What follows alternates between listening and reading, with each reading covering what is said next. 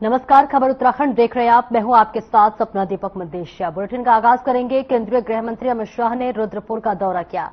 इस दौरान निवेश उत्सव कार्यक्रम में केंद्रीय गृह मंत्री अमित शाह ने शिरकत की। आपको बता दें कि दिसंबर 2023 में वैश्विक निवेशक सम्मेलन के दौरान उद्योग समूहों के साथ हुए निवेश लेकर एमओयू धरातल पर उतर रहे हैं। मुख्यमंत्री पुष्कर सिंह धामी ने अध्यक्षता में स्पोर्ट्स स्टेडियम रुद्रपुर में आज निवेश उत्सव में उत्तराखंड के विभिन्न क्षेत्रों में नए स्थापित उद्योगों के प्रतिनिधि शामिल हुए। निवेश उत्सव में निवेशकों से फीडबैक लेने के साथ ही उन्हें सरकार की औद्योगिक प्रोत्साहन नीतियों की जानकारी दी गई। दरअसल निवेशक सम्मेलन में 3,57,00,000 के 1779 प्रस्ताव पर एमओयू किए गए थे। इस निवेश से राज्य में 81,327 नए रोजगार के अवसर सृजित होंगे। एमओयू के आधार पर राज्य में अब तक 1 लाख रुपए की ग्राउंडिंग हो चुकी है। माफ कीजिएगा, 1 लाख करोड़ रुपए की ग्राउंडिंग हो चुकी है। तो तस्वीरें आपको दिखा रहे हैं जहां पर केंद्रीय गृह मंत्री अमित शाह उत्तराखंड के 2 दिवसीय दौरे पर हैं और ऐसे में ये तस्वीरें आपको दिखा रहे हैं जहां पर निवेश उत्सव कार्यक्रम में भी शिरकत करते हुए नजर आ रहे हैं। यहां पर मुख्यमंत्री पुष्कर सिंह धामी की भी मौजूदगी है। आपको बताते चले कि गृह मंत्री का ये उत्तराखंड दौरा बेहद ही महत्वपूर्ण बताया जा रहा है और बताते चले कि यहां साबित निवेश उत्सव कार्यक्रम में शिरकत किए हैं जहां पर 1779 जो है प्रस्ताव जो है पारित किए गए हैं और इसके साथ ही साथ एक बहुत बड़ी ये पहल बताई जा रही है जहां पर मुख्यमंत्री पुष्कर सिंह धामी की भी मौजूदगी है। महत्वपूर्ण दौरा केंद्रीय गृह मंत्री अमित शाह का बताया जा रहा है, उत्तराखंड दौरे पर है और इस बीच भव्य कार्यक्रम का आयोजन किया गया जहां पर मुख्यमंत्री पुष्कर सिंह धामी के साथ गृह मंत्री अमित शाह नजर आ रहे हैं। रुद्रपुर का ये बेहद ही महत्वपूर्ण दौरा आपको दिखा रहे उत्तराखंड निवेश उत्सव कार्यक्रम का समारोह यहां पर आयोजन किया गया है जहां मुख्यमंत्री और इसके साथ ही साथ गृह मंत्री शामिल हुए हैं। इसके अलावा तमाम नेताओं की भी इस कार्यक्रम में मौजूदगी है। सभी यहां पर शिरकत करते हुए नजर आ रहे हैं। आगे बढ़ेंगे। जिला पंचायत कोटा 34 सीट से दीपिका इस्टवाल ने चुनाव प्रचार को तेज कर दिया है। ऐसे में कांग्रेस नेता और समाजसेवी कविंद्र इस्टवाल ने भी उनके समर्थक में जनसंपर्क कर रहे हैं और इसके साथ ही साथ क्षेत्र की जनता से दीपिका को जिताने की अपील कर रहे हैं। दीपिका ने कहा कि यदि जनता उन्हें समर्थन देकर सदन में भेजती है तो वे कोटा क्षेत्र के विकास योजनाओं में तेजी से लागू करेंगे। विशेषकर शिक्षा, स्वास्थ्य और बुनियादी सुविधाएं हर घर तक पहुंचाना उनकी प्राथमिकता होंगी। तो वहीं कविंद्र इस्टवाल ने विपक्षी प्रत्याशी पर निशाना साधते हुए कहा कि दीपिका के विरोध में खड़ा प्रत्याशी अपने गांव की सीट छोड़कर होटल में रहकर चुनाव लड़ रहा है जो कि उनके जमीनी हकीकत को उजागर करता है। उन्होंने कहा कि हम चुनाव हारने के बाद भी जनता से जुड़े रहें और सेवा करते रहें और यही वजह है कि जनता अब दीपिका को मौका देना चाहती है। उन्होंने विश्वास जताया है कि दीपिका जनता के भरोसे पर खरी उतरेगी और क्षेत्र में सकारात्मक बदलाव लाएंगी।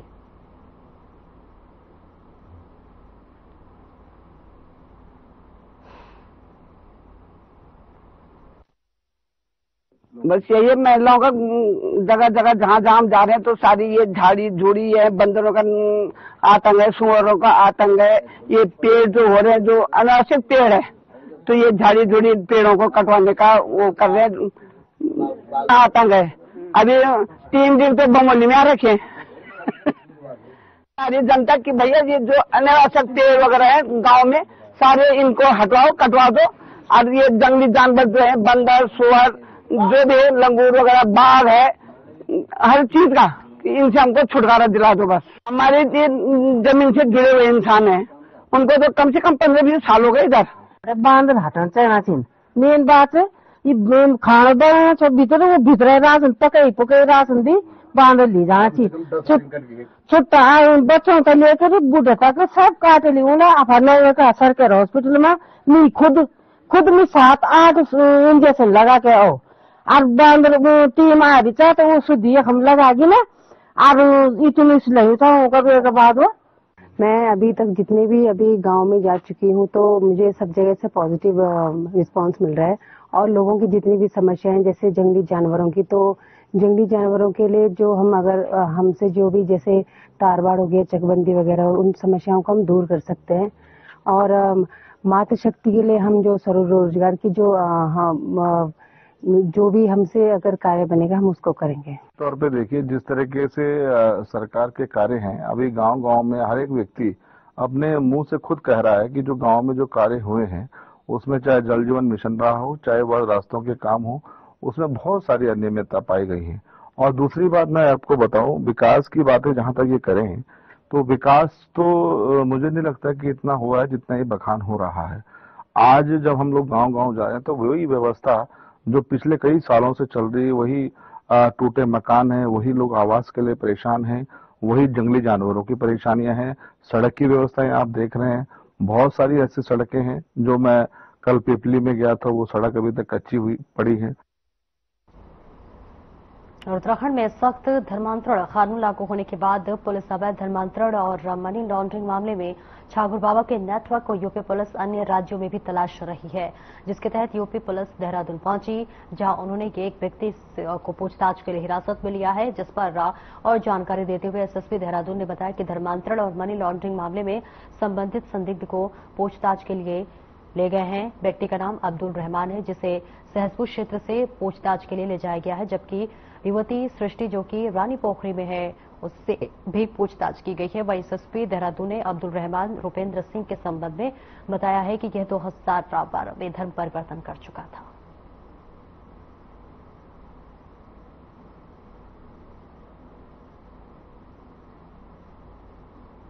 मैं थोड़ा स्पष्ट करना चाहूंगा कि जो प्रकरण अभी धर्मांतरण को लेकर या विदेशी फंडिंग को लेकर चल रहा है वो यूपी एटीएस द्वारा उसमें इन्वेस्टिगेशन की जा रही है और सीनियर अधिकारियों को टच में लगातार है। एक सूचना प्राप्त हुई थी कि यहाँ पर भी इसके कुछ कनेक्शंस हो सकते हैं। इस संबंध में टीम द्वारा एक व्यक्ति जो संदिग्ध था उसको पूछताछ के लिए वो उनको वहाँ पर ले गए हैं। साथ ही साथ एक किसी महिला का नाम भी आया था, क्योंकि उस महिला के बारे में उसके परिवारजनों से जानकारी कर ली गई है पुलिस द्वारा और लगातार कोऑर्डिनेशन में है। अभी तक इसमें कोई भी ऐसी पुष्ट गिरफ्तारी की सूचना या कोई अन्य डेवलपमेंट नहीं अभी तक अपडेट आया है। लेकिन जिस तरह से उत्तराखंड में भी सख्त धर्मांतरण कानून लागू हो चुका है, एक व्यक्ति का नाम आया अब्दुल रहमान। ये 2012 में करीब जो है मैनपुरी का निवासी है और यहाँ पर विभिन्न कंपनियों में उससे पूर्व में काम किया था यहाँ पर, और इसके बाद फिर वो लोकली यहाँ पर इन्फ्लुएंस होकर, चूंकि उस समय हमारे यहाँ सख्त धर्मांतरण कानून लागू नहीं था, तो इन्फ्लुएंस होकर उसने धर्म परिवर्तन कर लिया था। अपने जो भी उसके व्यक्तिगत कारण रहे होंगे उसकी बहुत सारी डिटेल्स हमारे पास है। और इसके बाद विभिन्न जगहों पर उसने काम भी किया, चाहे दिल्ली में किया और उसने अपनी दूसरी शादी भी जो है 2 शादियां करी, और उसके बाद लखनऊ में भी पता चला उसने शादी करी एक लेडी के साथ जो मुस्लिम है। तो वो सारी जो कार्रवाई थी जो उसके द्वारा ये कृत्य किए गए थे वो पूर्व में हमारे जो सख्त कानून उसके पूर्व में किए गए थे।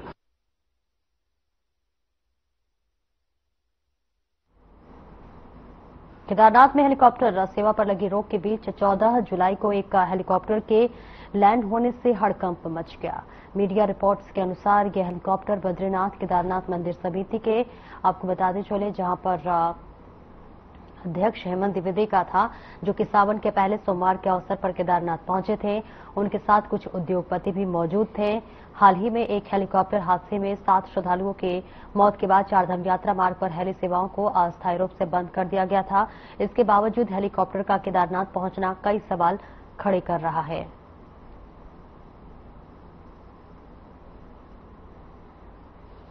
केदारनाथ में दर्शनों की मनाही नहीं है, लेकिन केदारनाथ में हेली सर्विसेज बंद की गई हैं क्योंकि भारी बरसात है। 39 दिन में 5 हेलीकॉप्टर गिरे हैं, ये गंभीर विषय था। और एक ये जारी किया गया था निर्देश कि हेली सेवाएं बरसात तक नहीं चलेंगी। उसके बाद भी हेमंत द्विवेदी अपने कुछ साथियों के साथ वहां पहुंचे हैं। वो साथी कौन थे वो भी एक बड़ी टिप्पणी है। रावल के ऊपर आरोप लगाने वाले और जिन्होंने पूरा स्कीइंग का जो हमारा क्षेत्र है उसको खराब किया था गुप्ता बंधु ने, उनका व्यक्ति उस यात्रा में शामिल था।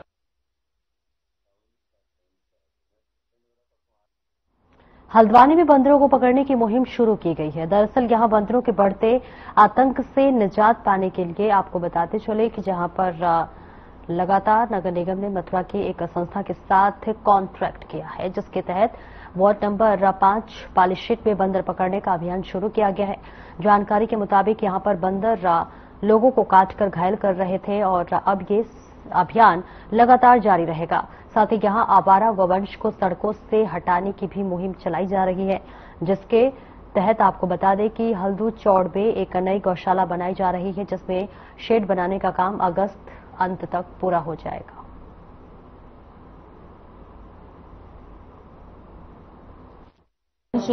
सड़कों पर घूम रहे हैं, उसको लेकर निगम ने लगातार अभियान चलाया। हमारी गौशाला की जितनी क्षमता थी उतने गौवंश हम लोग सड़कों से उठा चुके हैं। इसके बाद अभी माननीय मुख्यमंत्री जी ने हमारी गौशाला के सेकेंड फेज के लिए पैसा रिलीज किया है। भूमि पूजन हो चुका है। हम लोग ने आग्रह किया है कार्यदायी संस्था से, अगस्त लास्ट तक वो हमको इसके शेड बनाकर दे देंगे और जैसे ही हमारा ये शेड निर्मित होगा, हम लोग का एक मेन उद्देश्य रहेगा कि हम जो हल्द्वानी की सड़कों पे जितने भी आवारा गौवंश हैं, एक एक उनको उठाकर हम आश्रय दें, ये हमारी प्राथमिकता में होगा। इसके अलावा शहर में बंदरों का आतंक भी लगातार हो रहा था और उसको लेकर भी वार्ड 5 में विशेष रूप से अभी बंदर ने अटैक करके एक व्यक्ति को काट भी लिया था। तो उसमें हम लोगों ने पहले तो वन विभाग से इसमें वार्ता करी और डीएफओ साहब ने इसमें हमें एक पिंजरा भी उपलब्ध कराया। लेकिन इसके लिए की प्रॉपर जो ट्रेन टीम होती है वो मथुरा की बताई गई। उसके बाद हम लोग ने उनसे कांटेक्ट किया है, वो आज नगर निगम में आ चुके हैं। उनके साथ हम अनुबंध कर रहे हैं।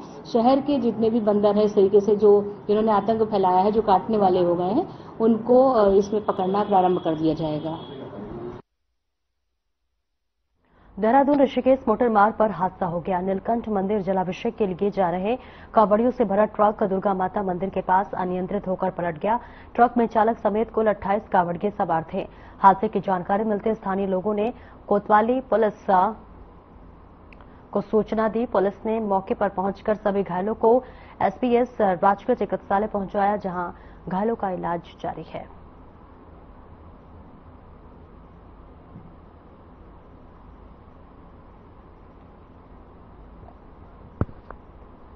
तो देखिए तस्वीरें आपको दिखा रहे हैं जहां ट्रक एक बड़ा सड़क हादसा हो गया है और बताया जा रहा है कि कई लोग घायल हो गए हैं और जो घायल हैं उन्हें अस्पताल में भर्ती कराया गया है, जहां उनका इलाज चल रहा है। कांवड़ यात्रियों से भरा ये ट्रक था जो अचानक पलट गया और जिसमें कई कांवड़िये जो है वो उन्हें जख्मी तौर पर अस्पताल में भर्ती हैं, जहां उनका इलाज चल रहा है। और इसके साथ ही साथ पता लगाने की कोशिश भी की जा रही है कि आखिर किस वजह से ये ट्रक पलटा, हाई स्पीड थी या फिर मौसम खराब था या फिर रोड खराब था, क्या कुछ वजह रही होगी, ये भी लगातार पता लगाने की कोशिश की जा रही है। फिलहाल तस्वीरें आपको दिखा रहे हैं जहां पर तमाम घायल कांवड़ियों का इलाज इस वक्त जारी है। ऋषिकेश से ये तस्वीरें आपको दिखा रहे हैं जहां पर आपको बता दें कि लगातार कांवड़ियों का हरिद्वार जल भरने का सिलसिला जारी है और ऐसे में एक ट्रक जिसमें तमाम श्रद्धालु, तमाम कांवड़िये मौजूद थे और अचानक से ये ट्रक पलट गया, जिस वजह से कई कांवड़िये घायल हो गए। मौके पर पुलिस प्रशासन भी मौजूद है और जो घायल कांवड़िये हैं उनको हॉस्पिटल में भर्ती कराया गया है, जहां उनका इलाज किया जा रहा है। इसी के साथ साथ उन्हें जल्द ही ठीक करने की भी सरकार कामना कर रही है। फिलहाल ये तस्वीरें आपको बता रहे हैं जहां 28 लोग उस ट्रक में सवार थे। पुलिस कप्तान अजय सिंह ऋषिकेश पहुंचे, जहां उन्होंने कांवड़ियों का स्वागत किया। तो वहीं पुलिस कप्तान ने भी कांवड़ यात्रा में ड्यूटी कर रहे जो है तमाम पुलिसकर्मियों से मुलाकात कर उनकी हौसला अफजाई करते हुए बारिश से बचने के लिए पुलिसकर्मियों की छतरी और उन्हें रेनकोट बांटे। पुलिस कप्तान अजय सिंह ने बताया कि कांवड़ यात्रा में ड्यूटी करने वाले पुलिसकर्मियों की हौसला अफजाई बेहद ज्यादा जरूरी है और उनकी सुविधाओं का ख्याल रखना भी उच्च अधिकारियों का फर्ज है। इसलिए ऋषिकेश में कांवड़ ड्यूटी कर रहे पुलिसकर्मियों से उन्होंने मुलाकात की और उन्हें किसी भी प्रकार की कोई दिक्कत तो नहीं है, इस संबंध में फीडबैक भी लिया है।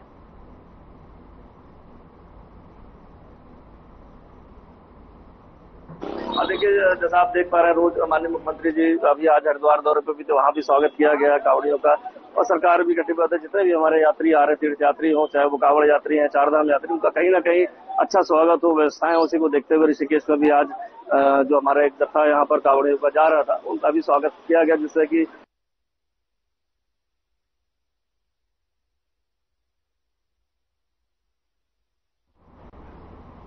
और आगे बढ़ेंगे, लेकिन उससे पहले एक बड़ी खबर आपको बता दें। उत्तराखंड में अगले 3 दिन भारी बारिश का अलर्ट जारी किया गया है। मौसम विभाग ने भारी बारिश की चेतावनी जारी की है। बड़ी खबर आपको बता रहे हैं, जहां 20 जुलाई को भारी बारिश का रेड अलर्ट जारी है। आपदा प्रबंधन प्राधिकरण ने की सावधानी बरतने की अपील।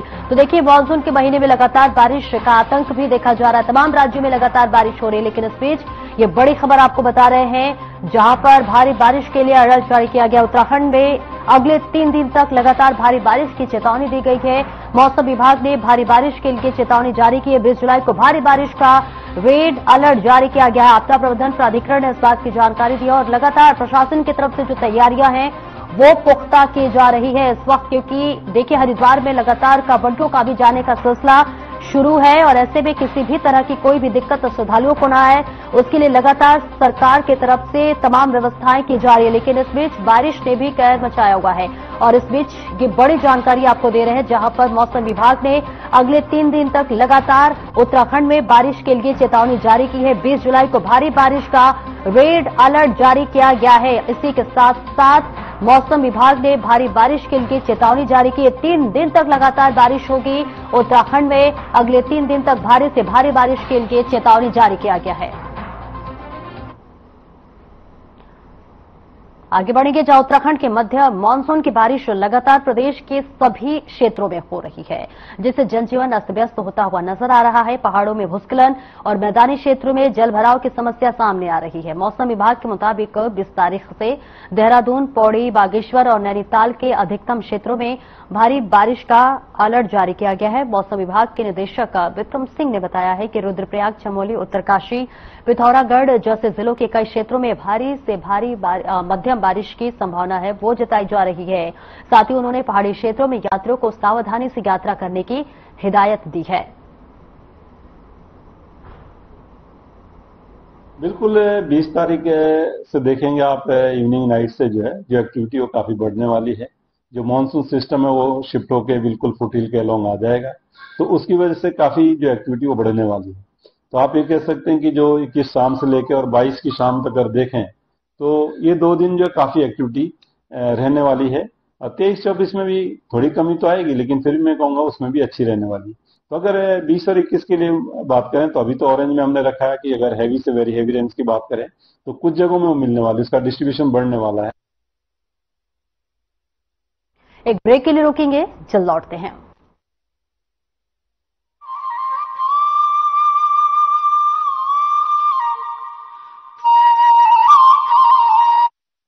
क्या आप दुबले पतले कमजोर हैं, आपकी सेहत नहीं बनती, भूख कम लगती है, वजन नहीं बढ़ता? दरअसल मेन बात खाना पीना खाना नहीं है, मेन बात है खाया पिया लगना। और अगर खाया पिया लगेगा ही नहीं तो आपकी सेहत बनेगी कैसे? इसलिए हमारी संस्था सन्यासी आयुर्वेदा ने एक ऐसी दवा का निर्माण किया है जो कि आपके लिवर, आपके पाचन तंत्र को दुरुस्त करने का काम करती है, ताकि आप जो भी खाएं उसका पूरे का पूरा निचोड़ आपके शरीर को लगे, आपकी भूख बढ़े, खाया पिया सही से लगे, नया खून बने, हड्डियों में जान आए, वजन बढ़े और आप मोटे तगड़े खूबसूरत पर्सनैलिटी के मालिक बन जाए। सिर्फ 699 रुपए की पूरे 1 महीने की दवा होती है और आप इसे घर बैठे 011-45454545 पर फोन करके दवा मंगवा सकते हैं।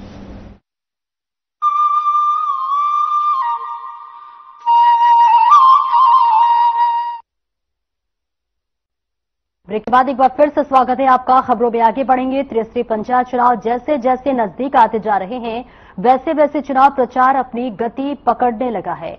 ग्राम प्रधान के लिए 6 उम्मीदवार अपना भाग्य आजमा रहे हैं। भाजपा, कांग्रेस और कांग्रेस से बागी उम्मीदवार के बीच सीधी टक्कर मानी जा रही है। कांग्रेस समर्थित प्रत्याशी मीना विश्वास अपने समर्थकों के साथ गांव में वोट मांगते हुए गांव के विकास करने की बात कर रहे हैं और भाजपा समर्थित प्रत्याशी पूजा मंडल ने कहा कि गांव में स्कूल, कॉलेज और आंगनबाड़ी भवन के साथ साथ टूटे रास्ते बनाने का भी कार्य करना है। कांग्रेस के बागी उम्मीदवार रूपे विश्वास भी घर घर अपने लिए वोट मांग रहे हैं।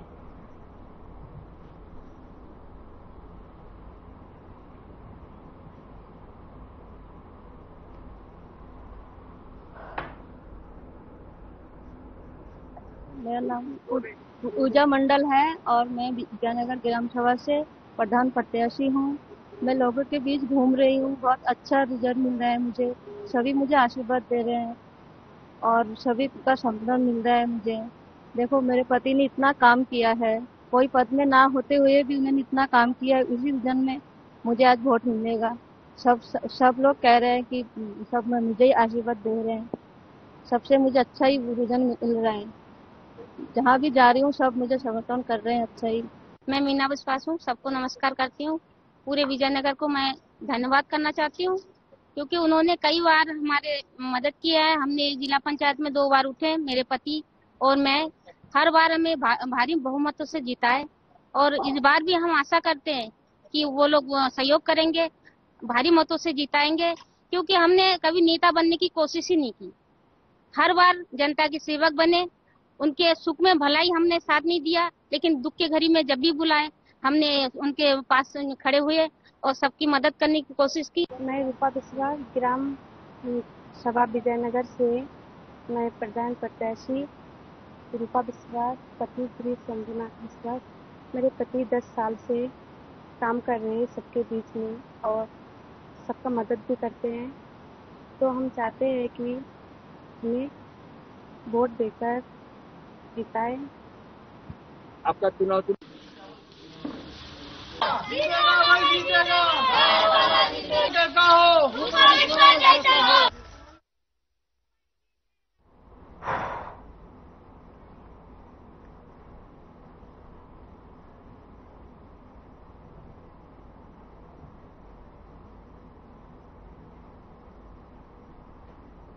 श्यामपुर पुलिस चौकी क्षेत्र अंतर्गत फायरिंग मामले में 3 आरोपियों की गिरफ्तारी होने के बाद से पीड़ित वैभव रावत ने अपने साथी हिमांशु जाटव के साथ कोतवाली में एसपी जया बलूनी और कोतवाल प्रदीप राणा से मुलाकात की। 3 आरोपियों को गिरफ्तार करने पर वैभव रावत ने पुलिस का आभार व्यक्त किया। मौके पर एसपी वैभव रावत को भरोसा दिलाया कि उसे आरोपियों से किसी भी प्रकार से डरने की जरूरत नहीं है, पुलिस हमेशा उनके साथ खड़ी है। वहीं एसपी वैभव ने रावत को यह भी बताया कि फायरिंग मामले में मुख्य आरोपी हर्ष चौधरी और पार्षद लवका बोस को भी गिरफ्तार करने के प्रयास पुलिस कर रही है। पुलिस इन दोनों के हर संभावित ठिकानों पर लगातार दबिश दे रही है।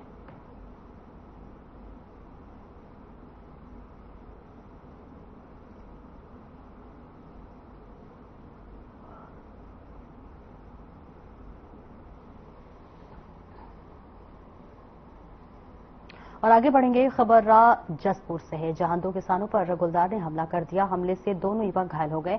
इस बीच सूचना मिलते ही आसपास के लोग घटनास्थल पर पहुंचे और घायल युवकों की अस्पताल में भर्ती कराया। घायलों का उपचार जारी है। जानकारी देते हुए जसपुर सामुदायिक स्वास्थ्य केंद्र अधीक्षक डॉक्टर धीरेन्द्र मोहन गहलोत ने बताया कि गुलदार के हमले में घायल दोनों युवकों का इलाज जारी है।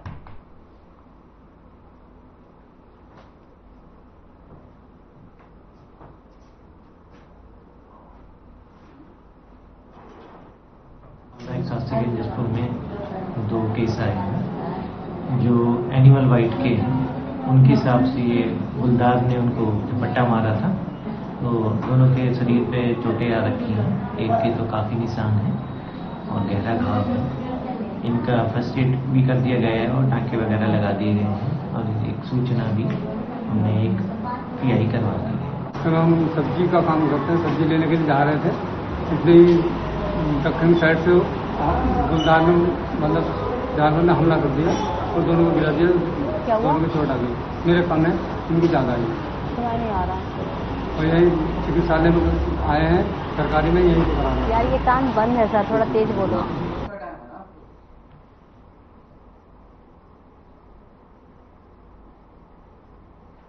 और आगे बढ़ेंगे। बागेश्वर के सामा मुंसियारी मार्ग पर भालू के हमले से एक साइकिल सवार युवक की मौत हो गई, जहां पर एसडीआरएफ टीम ने शव को बरामद किया है। एसडीआरएफ की ओर से दी गई जानकारी के मुताबिक जिला नियंत्रण कक्ष बागेश्वर के माध्यम से एसडीआरएफ टीम को सामा मुंसियारी मार्ग पर एक हादसे की सूचना मिली थी, जिसमें एक साइकिल सवार युवक खाई से गिर गया था। सूचना पर एसडीआरएफ और कपकोट से उप निरीक्षक राजेंद्र सिंह घटनास्थल पर पहुंचे, जहां एसडीआरएफ टीम ने खाई में उतरकर व्यक्ति के शव को बरामद कर स्ट्रेचर की सहायता से मुख्य मार्ग तक पहुंचाया। जिस पर और जानकारी देते हुए उप निरीक्षक राजेंद्र सिंह ने बताया कि मृतक की पहचान यश शर्मा के नाम से हुई है, जो कि महेंद्रगढ़ पानीपत हरियाणा का रहने वाला है और वो पहले पोस्ट ऑफिस में पोस्टमास्टर के पद पर कार्यरत था।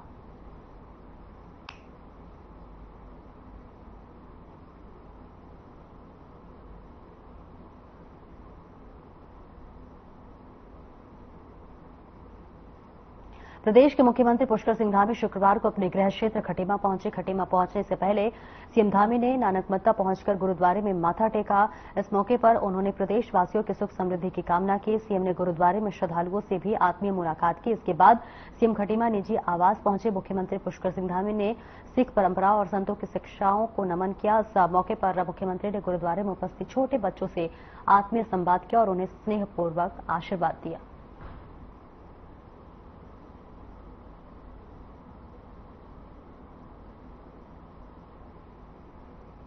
फिलहाल इस बुलेटिन में इतना ही। नमस्कार।